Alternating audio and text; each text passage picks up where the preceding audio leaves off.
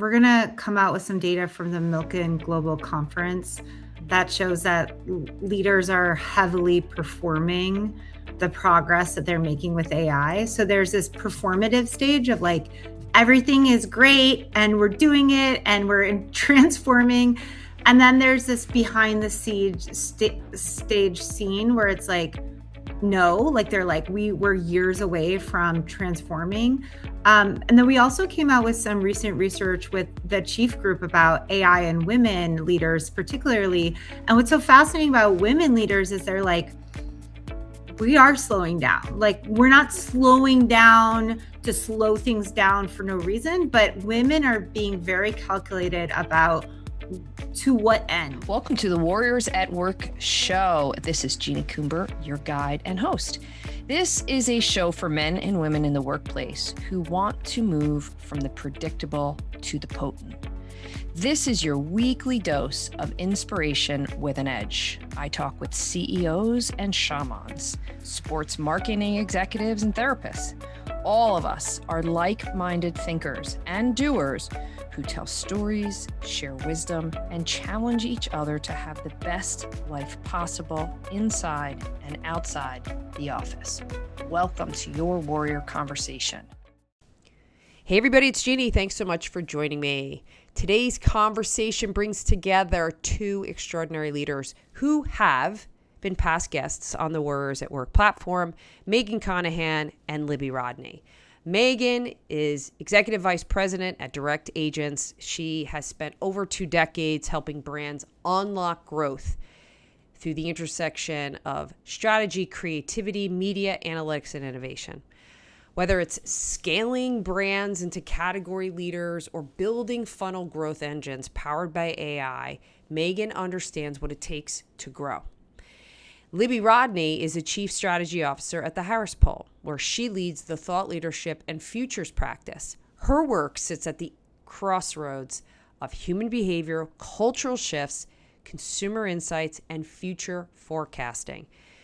Libby helps leaders not only understand the moment that they're in, but anticipate what's next. So today, they came together to talk about all of their insights, their wisdom, their strategies, all of the signals and trends that we need to be paying attention to as we navigate an extraordinary world. Whether it's AI disruption, changing consumer behaviors, or shifting workplace dynamics, we cover it all. So this conversation is more than trends. It's really about learning how to think differently.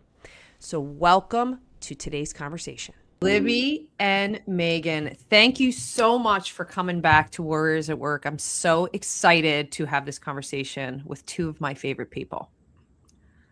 Same. We're so excited. Yeah. Pumped to be here.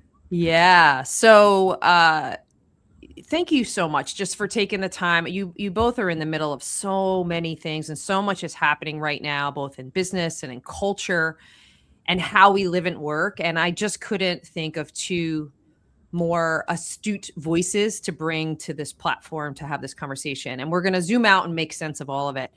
And the way that I wanted to start is you both sit in such a unique position across industries, consumers, across global trends. So I wanted to start big and then we'll drop into more specificity. Tell us from your own perspective, what is happening in the world right now? So from my perspective and what I see, the biggest thing is that we're in this really like attention deficit economy, or this like low attention economy. US adults, it just feels like we're like out of time, out of energy, out of money. There was a data point that said we spend about 12 hours and 44 minutes with media every single day, which is kind of insane. Right? People are really trying to find out what's helpful to them, what's useful to them. They don't want to see ads anymore. They are using AI to create space for themselves. So that's really the biggest thing that I've been sitting with. How about you, Libby?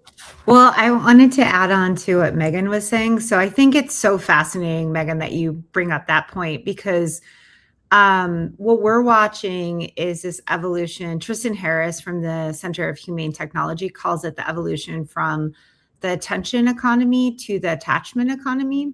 And the idea there is, as Megan points out, like we're we're just exhausted by the amount of ads and marketing that we see and messages, but also the pressures of us. And technologists, they understand this in a strong capacity. The challenge is like, what do you do with that? Do you use it for good or do you use it for bad? I don't know how else to say it. And, so the idea of the attachment economy might be that AI becomes a thing that people become very emotionally attached to. So your AI agents, your AI bots, they become part of this framework of attachment as close to perhaps a friend or a family member. For example, the CEO of Character AI was out there saying that, it'd be great if Character AI was as strong of a connection to replace your mom, right? So these are kind of big fundamental moments of our time that we're tracking. And what's interesting is we already see 60% of Gen Z and 65% of millennials, so everyone under 43, having an emotional attachment right now to their AI services and goods, like using it to talk about emotionally regulated things, whether it's like, how do I handle this relationship situation? How do I handle this difficult email, et cetera, et cetera? And they see it as the trend that they will be turning to AI tools for these kind of emotional regulation issues. So that is what we're watching. Like if you shift from trying to grab everyone's attention to trying to grab everyone's attachment, what does that look like? And I think, Megan, I wonder if you agree with this. Like there's a potential upside and dark side to this. Like the upside is if we're attached to things and it knows us and it gets us and we don't have to go through this like attention sorting mechanism, well, that could be a pretty good thing and give us some free time. But then on the downside, if it's attached to us just to sell us more products and services and more insecurities that we don't need, that could lead to a pretty dark outcome, and one that I don't really want to sit and imagine, but I think it's worth thinking about and considering as we race through AI right now. I mean, did you see I'm sure you all did the Anthropic commercials during the Super Bowl. That was kind of like a funny, humorous way of them kind of pointing those things out, right? Like, oh, you're trying to work out. Here's an ad for a gym or a weight loss thing or whatever it might be. And I think that's a really good point. And from like a marketing perspective, like that's those are the conversations we're having. A lot of people are like, well, this is really interesting. People are really attached to the AI. They're spending a lot of time there. We should have ads there. But at the other side, it feels a little wrong. Right. Yeah. And I think it's all about where do you draw that line of transparency and when does it come into the ecosystem? And what does that look like? But also, I think on the other hand, and I'm sure you've seen this too, Megan, like, therefore, if AI attachment becomes one thing, how else do marketers enter the cycle? And that I think we're going to see a huge rebound in big experiential events, in store, physical things that get you really offline. And it's not to say that there's one world or the other, but just really to get into kind of a different mindset, which might be beneficial for people. That's you're both striking a chord on something, because I always think of it as, are we actually, is there momentum? Do we feel like we're moving towards something, or are we in this running in place, just reacting to our environment? Where's our own agency to interpret this? What do you feel? Do you feel like we're in a stagnant period? Do you feel like there's progression, or are we just sitting around reacting? I mean, from my perspective, I notice kind of two things when I'm talking to different leaders out there, right? The one camp is that this like reactive panic, right? There's like all of this urgency, but no direction, just because so much is in flux right now. So we have leaders just like ripping up plans, going to conferences, reorganizing their team. They're just like moving towards something, like trying to move really, really fast, right? Using all the tools, but like nothing's really happening. But then there is kind of like this other camp that like, because the stress that we all feel sitting in leadership positions, that is never going to go away, right? And there are people who are reacting really aggressively to that. But then there's this other version playing out, right? And it's these leaders who are taking that pressure, but they're using it to kind of sit with it and stop and say, okay, what are the questions that I should have been asking a long time ago, right? Is our business model differentiated? Do we have a real relationship with our customer? Is this measurement solution we've relied on, is it actually telling us the truth, or is it just telling us what we want to hear, right? So I do think a lot of people are at this place right now, they have to internalize and take this pressure that we're feeling, but really kind of sit with it and let it make us better. Because if you just keep doing this like reactive panic thing, it's just going to burn you out. Nothing will be done. Yeah, I agree with that. And we have some recent data. We're going to come out with some data from the Milken Global Conference that shows that leaders are heavily performing the progress that they're making with AI. So there's this performative stage of like, everything is great and we're doing it and we're transforming. And then there's this behind the stage scene where it's like, no, like they're like, we're years away from transforming. And then we also came out with some recent research with the Chief Group about AI and women leaders particularly. And what's so fascinating about women leaders is they're like, we are slowing down. Like, we're not slowing down to slow things down for no reason, but women are being very calculated about to what end, like, what are we really trying to do there? And their answer is, how does AI really amplify humans in the workforce? And how do we get to a world that we want to be in versus like this reactive stage is any world with AI, any world with profit. And I think what you're seeing is women at the helm are saying, okay, but what about the future generations? What is this really going to look like? And they're taking a moment to really lead with a little bit more thoughtfulness, not indifference to men, but just to say that they are doing that right now. The word that comes up, I always think of it, is in terms of contemplative. Contemplative is a great word. It's the less inclination for speed and efficiency and execution. I think of all the buzzwords that we hear every single day, but it's much more around contemplation. What does that mean? How does that affect me? How does that affect what we're trying to do, current state and future state? Which leads me to my next question, because you started to both of you touch on this, is the top trends that you're seeing right now. Like, we just started sticking our toe in the water here. What are you seeing right now that matter, and why do you think they matter? This to me is Libby all day. Libby is like living in the trends. I mean, I think one of the most foundational trends right now that is super interesting is the backlash we're seeing against technology coming from younger people. So if you think about being born into a world of not just digital nativity, but social natives, like, they've seen their world through a lens of likes and loves, and they've experienced everything, every social element through that. And it's this generation, Gen Z, that's like, I don't really want to be experiencing my entire life through this anymore. And we see the rise of lots of analog things. For example, now in Greenpoint, young people are getting together and they're having like single night wrestling matches. So you like go to this place and you find someone that you want to physically wrestle in a ring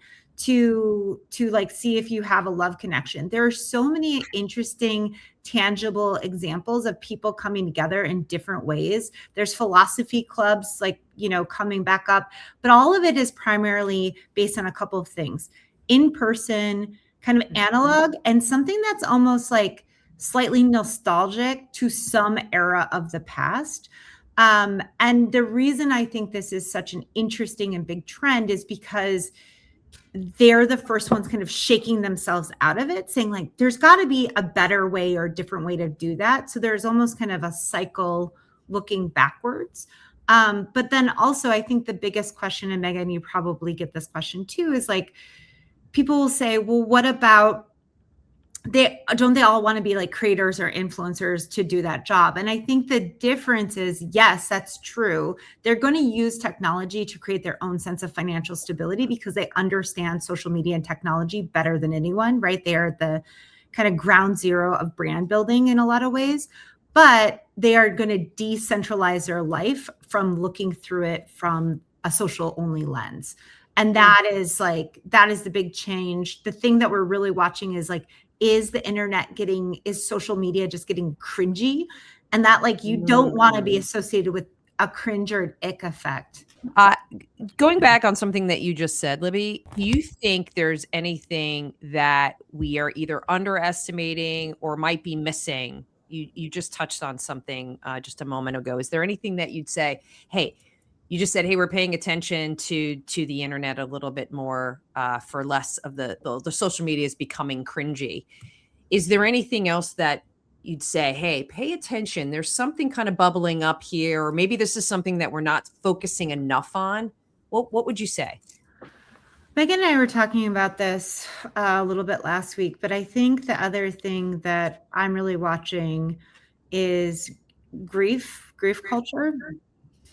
And what I mean by that is I think we'll look back at this moment in time and see this really as an apex of change, not just cyclical change, but structural change in how we work, what we value, how we live. All of these things are really at the cornerstone of potentially changing in the next, like now and the next 5 years from now. And that much change is really hard to process. And so I think in the background, a lot of people are grieving. Like there is no going back to a normal. And once you kind of acknowledge and accept that, you might be going through those 5 stages of grief, anger and denial and all these elements that is kind of like, if you think about those 5 stages, you're like, oh, that's why we are where we are today. But ultimately you get to acceptance. And when you get into acceptance, the change or the possibilities start to look and feel different. And that's just a part of adaptability, which is another like big giant factor of today. Adaptability. And I completely agree with based on what I'm seeing too, is people aren't necessarily using the word grief, but it certainly is the grief model of things. And there's so many things that are causing that, but I think it's just being okay with even using that word and spending some time in that space and trying to figure out how is that affecting me as a human being? How's it affecting me as a leader? How's that affecting my businesses? I think is really important. Can I just add there? Please. So the fact that we don't have like a day in the US where we grieve or we hold peace for the pandemic, I feel like that's just like a huge signal of like where we are in our grief process, like that we don't acknowledge it happened and then we just moved on from there. Mm-hmm. The fact that more people are permanently out of work, like there's more people who are seeking work now that have been out of work or unemployed for over a year. There's a grief to that feels different than 20 years ago. And the fact that we're leading towards a shrinking job market, whether it's AI or just demographics led as our country gets older. So there's a lot of like elements of grief that are playing kind of in the background that I think sit in our bodies and our minds in very heavy ways, that if we could just start to name, like, naming and talking about it is part of the uncovering of it, right? The moving through it. And like the fact that that we're just like, let's just move to the next thing, just return to the office, just do this. Like it will hold us and lock us in that pattern where we can't see the positive possibilities and things, but we will just hold on to when are we returning to a state of previous normalness? And that it's just not coming back, right? So spot on. That is so spot on. Because the other thing that I was thinking about is, when you are talking with clients and companies right now, and you're surfacing difficult things, just what you just said really resonates for me in so many ways. But if you think about having to do that, you both are doing this on a regular and consistent basis around surfacing things for organizations to take a difficult look at. Mm-hmm. Tell us a little bit about what you're finding, whether conversations you've had, conversations you're currently having, that maybe they don't want to look at it, or they're afraid that having a conversation about COVID may affect their productivity numbers or their strategic priorities. How do you have these conversations so that there's some shifts, some sense of awareness? Because everything you've already shared here prompts bigger level thinking, which then could prompt more powerful decisions that have more of a long-term effect. I see it that way, but I'm curious what you're picking up or having to do when you're having conversations with clients.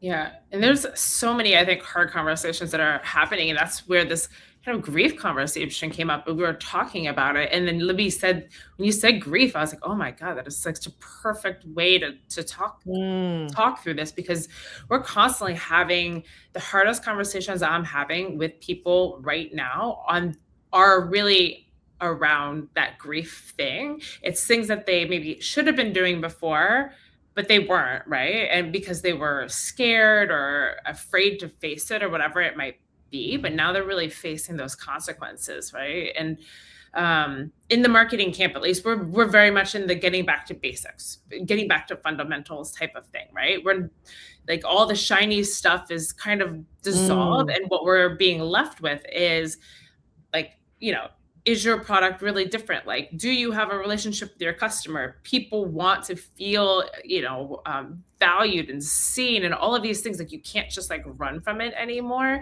And we find people and brands and organizations really shying away from those conversations because they're kind of scared of what it's going to bring up, right? And what they're going to see. Like, we just had a client.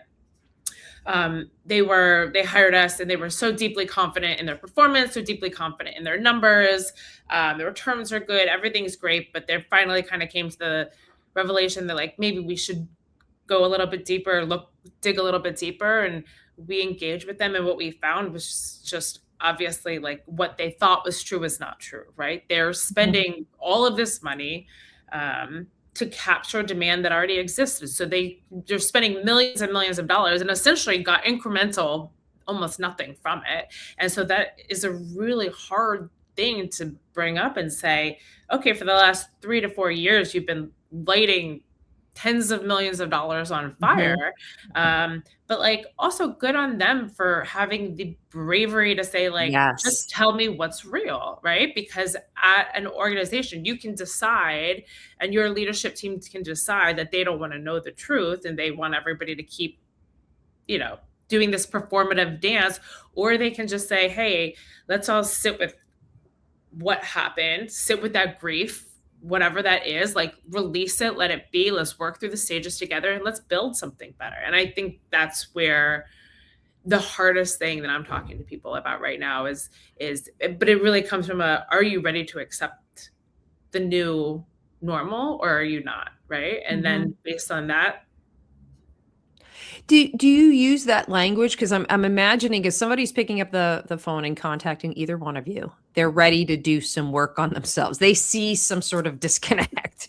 But do you find that there's receptivity to this direct, let me just say what I see based upon what I think what the future could be for you? Do you find that there's a willingness to have the direct, transparent conversations? I think more so now than there has been, but Libby, do you agree with that? I think something I heard recently, which I agree with, is some clients come to you because they need to be comforted and inspired, and some clients come to you because they need to be shocked and awed, and maybe shocked in a way of like a wake up reality. So I think it's really interesting what Megan was saying about people hitting kind of the end of their road and being like, we really need to discover the truth now. I still see a very risk adverse market that I think it's very easy to be courageous and brave in a expanding and high growth market. And you're like, let's open the lens and explore the opportunities. And I love those markets. Those are the best markets to work in. I find right now in a market where it's just a little bit more challenging, people have a very narrow focus. Like, let's just go out and see if this thing is accurate or not. And we have this small point of view. The issue with that is you might miss the thing that is actually the possibility and the interesting element.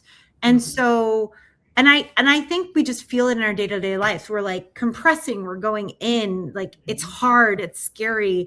And so like trying to get people to be more courageous and bold, I think it's a little bit of depending on their personality. Like, do you comfort them and inspire them to be brave and bold? And you take kind of invisible steps to get people there? Or do you have someone who's like, I'm an instigator and I want to create change, and you shock them into, if you don't do this, this is what the future looks like in all of these different ways. But I think it really depends on the client, the organization, and the situation in which they come to you, because everyone is so different right now, but we're equally going through a lot of change. Well, I am curious. This is more of an individual question. We talked about what's going on in the world. We talked about the trends. You both gave some great perspective on engagement with clients. Individually, what are you both most curious about right now in the world? And how do you see it playing out? That's a good question. I mean, individually, I'm really curious about this kind of like getting back to basics things that I was saying, where I have been just noticing the brands that are really winning right now are just so structurally sound, right? Like there's just it feels like there's no more gimmicks, right? There's no more. They have good products, it's a good organization, it's well run, they have good relationships with customers. Like there's just no way to like gimmick your way into, because AI is part of that, right? Like there's all of this content and so much community out there and conversations that are happening about real things, real people, real brands, real organizations. And it's essentially summarizing all that information when people are asking. So now, if you really don't have this product that solves a problem, or you are great customer service, all those things, you're just going to kind of like go by the wayside, because you can't I keep thinking about like, you can't like market this stuff. You can't outthink this stuff, right? So I'm really hopeful, or I'm really thinking a lot about, hopefully a lot of these like gimmicks go away and we're left with just like really solid organizations, really solid brands. And maybe that's more like the optimistic lens. But I just keep thinking about like a good company, a well-run company is a growth strategy now. Like, and you need that to compete anymore. What about you, Libby? What are you curious about? I'm really curious about where the future of financial stability is coming from. I can't help but think about this because it intersects with like the future of education and the future of work, and maybe the future of, parts of our meaning and identity. But I have been heavily watching, and I want to do some research on these rises of the K-shaped economy. Like we say, it's like a K, almost like it's like a perfect, up and low. And there's like, this like lower bottom, and then there's this upper top. But really, it's like a huge upper top, and then this like, big bottom, and there's just a falling out of the middle. And that's happening not just in the US, but globally in lots of places.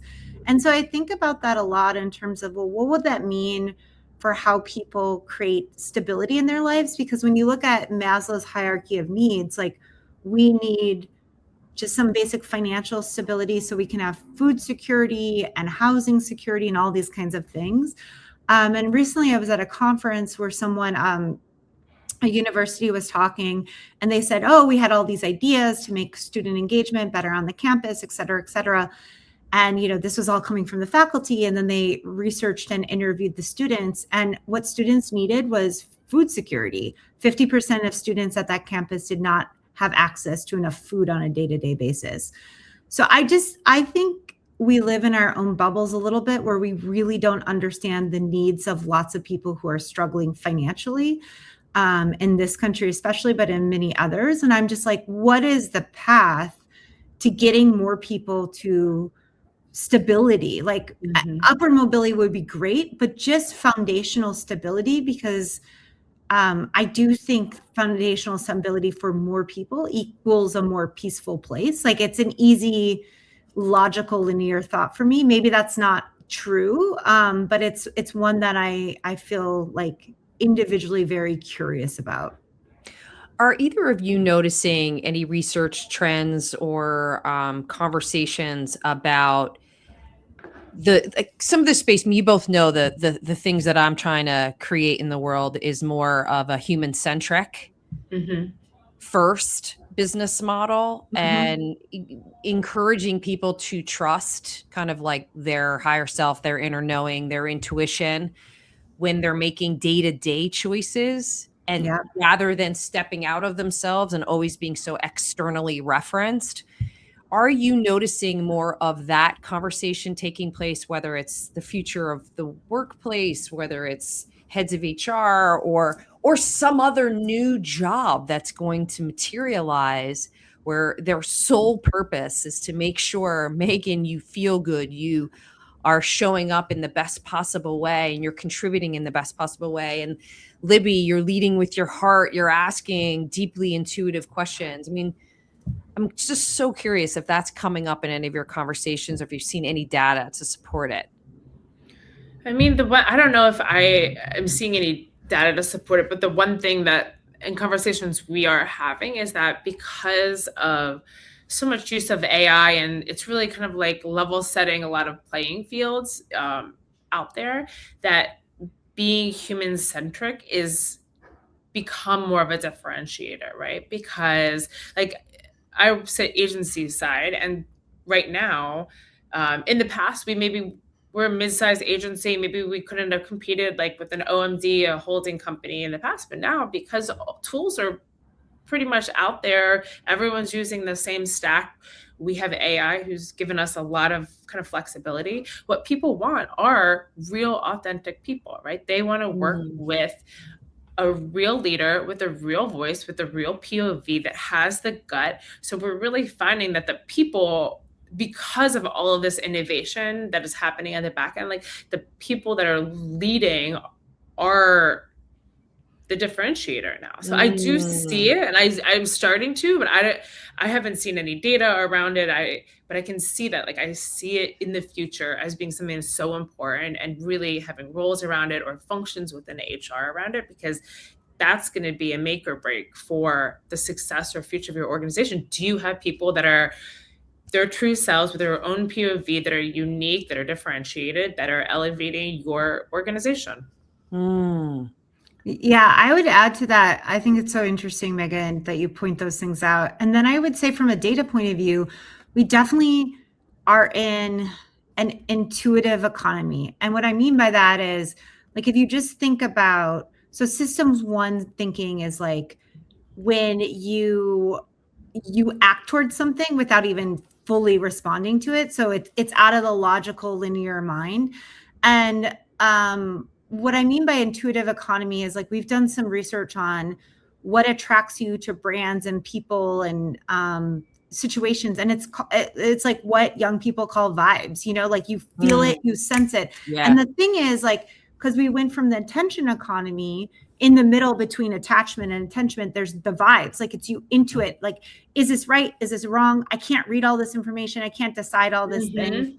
That might be for the better, bad, right? Because you need logical thinking inside that too. But it's like, am I attracted to this idea? And what I mean by that is, like, people are getting a better sense of, like, what does it mean for me? And am I going to intuit that? The other thing we see in the data rising is, like, 4 in 10 Gen Z and millennials are turning to witches and spells and astrology to make major life decisions. Wow. The idea of astrology or spells or witchcraft is becoming absolutely mainstream. In fact, a lot of marketing conferences in general that I go to now have astrology built into it. They have like, what is your astrology sign based on what leader you are? And it depends on like how future, forward these conferences are. But like, there's a lot of negotiation that we're having with ourselves that are like, what did elders from previous communities centuries ago use to guide through this enormous change? We're not the first humans to go through change. So I think there's some probably linkage back in history and time to saying like, what did we rely on? What were we using to navigate that change? And we're jumping back into it. And then the last thing I would add is logic was always how we got to more efficiency in the workplace. So efficiency ROIs were always like, okay, like how can you do this faster? What robot can you use? Whatever. We will outpace efficiency in some cases with AI taking that all over. So then what is our role, right? Our role has to be efficiency defined differently. So if efficiency is defined more around wellness, intuition, asking the right questions, having an open mind, open heart, building cultures that aren't toxic, like that is where we define the future of value of work. And that is like a really interesting and rich territory to have kind of conversations around that I hadn't really thought about, Jeannie, until you posed the question that way. So I love that. Our role is to define efficiently differently. That is so spot on. As I think we have to redefine a lot of things, a lot of things. Which now I want to get to more of the brass tacks. If you have leaders, CEOs, entrepreneurs, people are listening and watching this conversation, and they're trying to make sense of this so that they can get into action. Like where would someone begin? I've got my 2026 goals already set. My strategies are there. And now I've gotten to hear from the two of you. Where would I begin? Where would I start to make sense of this and start to action it? So the thing that I keep coming back to is that most leaders make these strategic plans based on a set of assumptions, right? But the assumptions were really pushed on you by a landscape that no longer exists, right? How does your business create value? How do I create value? What is competition? Like, what is efficiency? Before we were marketing to the middle, does the middle still exist? Like there are all of these assumptions that we use to create our 26 strategy. We're thinking about our 27 strategy. I think most leaders now have to think about what assumptions did you use to create those strategies, and are they true? Like what is no longer true? What is no longer accurate? I saw this quote from James Clear, and it was more of like a personal reflection, but it kind of made me think about this too. It says so much of what we believe is a residue of someone else's thinking. And so that's kind of what I am thinking about as we think about my growth strategy for this year. What did I assume to be true that probably is no longer true? And it can be big and it can be small. So I think you just look at your plan, your year, the rest of this year. What were the assumptions I made? Let's try to see, is that still accurate? That's so good. I love that. Libby. So good. I love Megan's answers. Like that is bar none the best. Like, make sure you have the right questions and put it all on the table. I would just like add to that, what are things that we could kill and what are things that we have to hold on to? So like, if you think about the rest of the year, 2027, like there's going to be short-term things that you have to hit. Fine, make them the essentials, but like the rest of it is up for operational consideration, right? And like to really plot and plan and have some time to think about, well, what would that look like? I think it's a great time to bring in outside thinkers to push you in those directions, and to make you feel uncomfortable about where it could go or not go. But it's really important in this moment in time as everything moves so fast. Like I think we're like, once it slows down, that's when I'm going to do all this strategic thinking. The problem is it's not going to slow down until you hit the wall. Then you hit the wall and then you're forced to do it like Megan talked about earlier. And so it's like, how do you, and I am very empathetic, like, to the situation. Like, I am actually, you know, as an individual, we're doing this in our organization as well. But it's like, how do you do that while you meet the short-term needs of the business and not at the expense of the long-term strategic goals of the organization, right? Like, you have to start to craft that time and bring in outside people who will think strategically about your business. So you're not thinking about it in this like very narrowed, tightened way, because obviously we have our own, you know, reasons to be thinking certain ways about our organizations. Are you noticing an evolution of attributes that are necessary given just the changing climate, the power of AI right now? Are you noticing any trends there? Yeah. I mean, I keep noticing, and I think this has always been true, but it has gotten more true, is that there are two main things, right? The gut that you guys talked about, that to me has gotten so important. The way that we are fed so much information all the time, you really need to have like your gut set, you know, and that's maybe a harder thing to, and it comes with time and wisdom and all of these things, but being able to just say what is real, what is BS, right? Like, what do I need to focus on? And then the other point that kind of goes with that is being able to make those like directional decisions with incomplete information, right? For the next, like Libby said, everyone keeps saying, oh, well, when it slows down or when there's more data, but that's not going to be the world we live in anymore. So you need to be able to make good, solid directional decisions with limited information, limited data, because it's just going to keep changing. And if you can't do that, if you need every little data last piece and you need everything to make finite decisions, you're going to have a really, really hard time keeping up with this new speed of change. What would you say, Libby? Well, it's so, I just want to build on Megan's point, like the idea of finite decisions, right? Like, I think that's so critical, like that we even live in a world of finite decisions. It feels that way, but it's actually infinite decisions, right? And infinite possibilities. And like at the heart of all of this is when we get scared, whether it's the world, the economy, the organization, or the individual leader, we do get in this like mindset of scarcity. And we start to go like, I need all the data. I need all the insights. I need all the potentials way this could go bad or good, and then I'll make the decision. The problem is the world just is moving too fast. Now, the solution isn't to move faster and make a million decisions. I think something, Jeannie, you talk about that I'm really, that has really inspired me is how do you actually start to slow down and to ground yourself?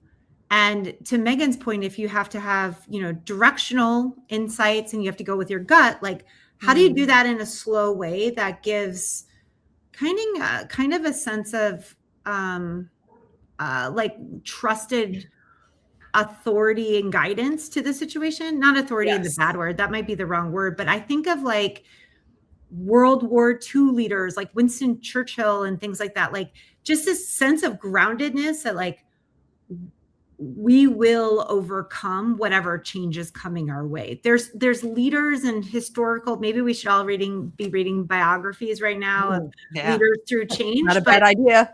This change, this change is unique to our moment. Change is not unique to humanity. And so thinking about how leaders of those times got through change, I think is part of what the situation in which we are in today. And a lot of that has to do with groundedness, but openness and adaptability to lots of infinite possibilities, and knowing that your one choice is not going to be your only choice in this. And what I would add to that, something that I've noticed, is those that are really, I'll just say, attuned and astute, is they don't go in with the understanding or expectation of, I know all of this. There's nothing here for me to learn. So one of the things that I'm spending a lot of time helping people to do is like less talking.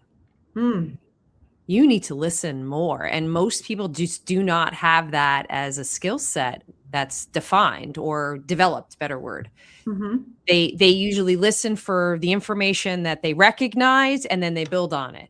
And I think the real thing that we all could get better at is really listening for that context, is going deeper, really making sure you have an understanding, especially going back to your point, Megan, is that we have to be able to trust our own ability to discern intuitively, instinctually. We're not going to have 100% of the data. We're not going to have everything perfectly lined up.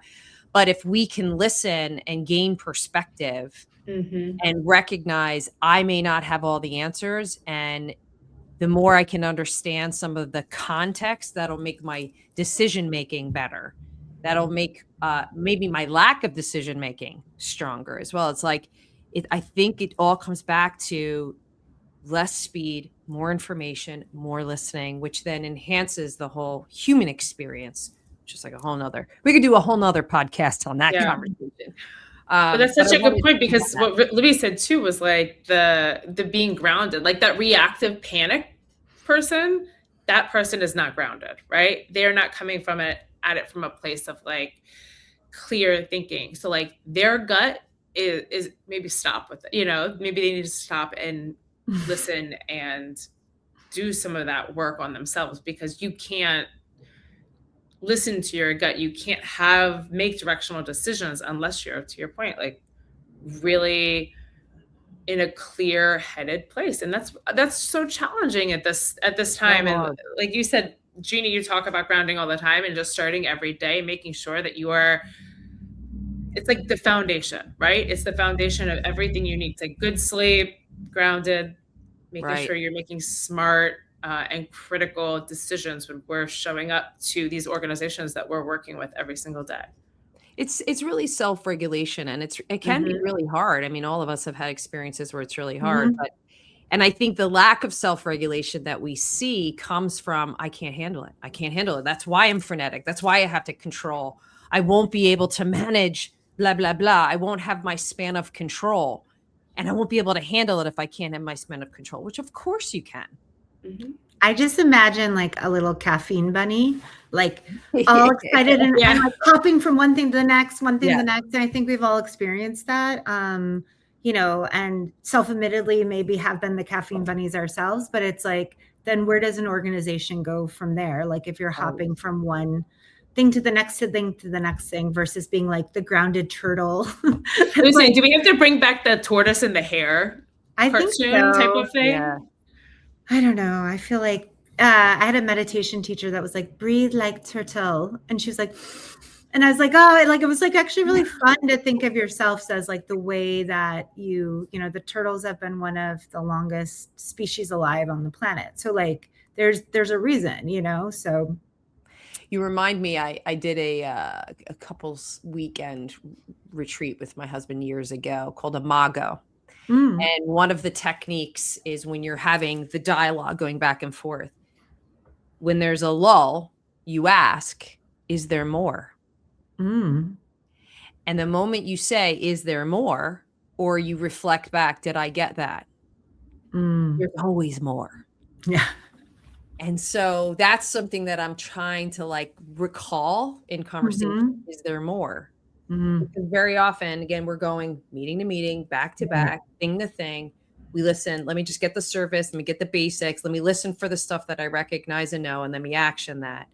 But if we could just embody, is there more? And that's like, oh, then we can start to do this. We can do that, and we can build on that. So it's just a little something I'm just going to leave with you. All right. So here's my last question. So now we're going to get our crystal balls out. We are now going to talk about the future. Here we are. It's January 31st, 2027. Not only do we all look amazing, we feel fantastic, we have optimal health, we feel amazing. Look out into the world. What did we get right? And what did we miss? I mean, I'm hoping we're getting this human-centeredness right.